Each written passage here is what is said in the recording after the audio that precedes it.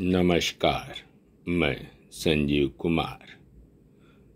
आज आनंद कानन काशी, जिसके रचनाकार हैं के चंद्रमौली और अनुवादक हैं डॉक्टर प्रिय कुमार चौबे और श्रीमती सुनीता कट्टी।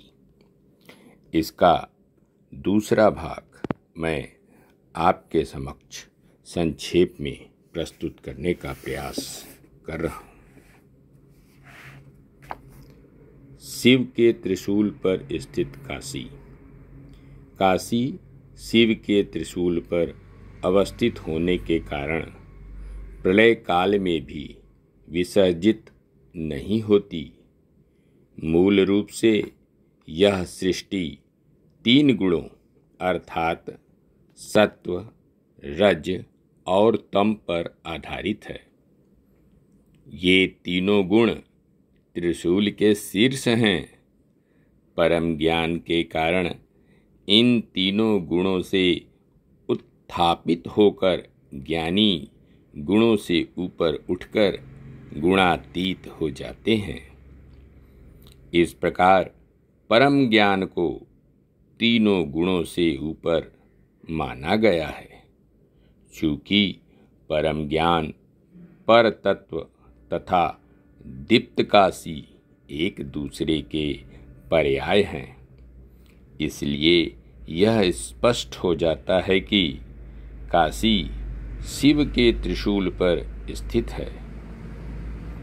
एक अन्य वृत्तांत यह है कि ब्रह्मा ने 14 विश्वों का सृजन कर उनके संचालन का अधिकार यम को प्रदान किया, परंतु शिव ने काशी का सृजन करके उसे अपने त्रिशूल पर स्थापित किया। काशी शिव द्वारा अत्याज्य अभिमुक्त क्षेत्र है। काशी खंड के अनुसार एक समय शिव ने अपने गणों को कैलाश से दूर एक शांत व एकांत स्थान की खोज के लिए भेजा था, जहाँ वे परम आनंदमय रूप में माता पार्वती के साथ वास कर सकें। जिस स्थान का चयन किया गया वह आनंद कानन के नाम से प्रसिद्ध हुआ। अभिमुक्त क्षेत्र काशी के 2 स्पष्टीकरण हैं। एक, यह वह क्षेत्र है जिसका शिवजी कभी त्याग नहीं करते। दूसरा, काशी ऐसा क्षेत्र है जो पापों अर्थात अवि से रहित अर्थात मुक्त है।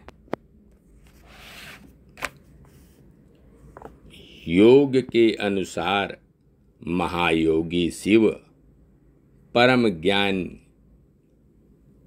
ज्ञानी के रूप में आज्ञा चक्र के क्षेत्र में वास करते हैं, जो वरुणा अर्थात भौं और असी अर्थात नसिका के मध्य में स्थित हैं। तंत्र शास्त्र के अनुसार शिव शक्ति के साथ सहस्रार चक्र में वास करते हैं।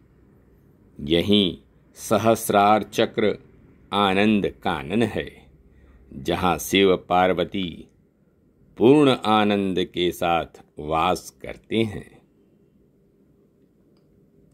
ऋषि याज्ञवल्क्य का उपदेश है कि आज्ञा चक्र अर्थात ज्ञान क्षेत्र काशी में स्थित होकर शिव शक्ति का ध्यान करने से सहस्रार चक्र अर्थात आनंद कानन में पहुंचा जा सकता है। जाबालोपनिषद में याज्ञवल्क्य जी अत्रि ऋषि से कहते हैं कि ज्ञानेंद्रियों से किए हुए सभी दुष्कर्म वरुणा नदी में नष्ट हो जाते हैं और नासी नदी। असी को नासी कहा गया है। में संचित पाप घुल जाते हैं।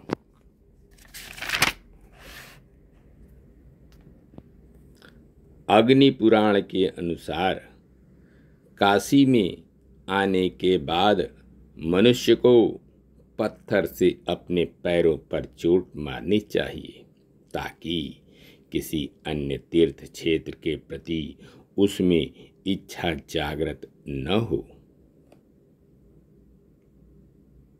आस्था है कि काशी में मृत्यु होने पर मृतक को मुक्ति देने के लिए स्वयं शिव जी उसके कान में तारक मंत्र कहते हैं। ब्रह्म पुराण के अनुसार तारक मंत्र ब्रह्म एकत्व तत्व का बोध कराता है और जिस प्रकार एक चिंगारी से कपास की गांठ धूं धूं करके भस्म हो जाती है, उसी प्रकार उस तारक मंत्र से मृतक व्यक्ति के पापों की राशि भी भस्म हो जाती है।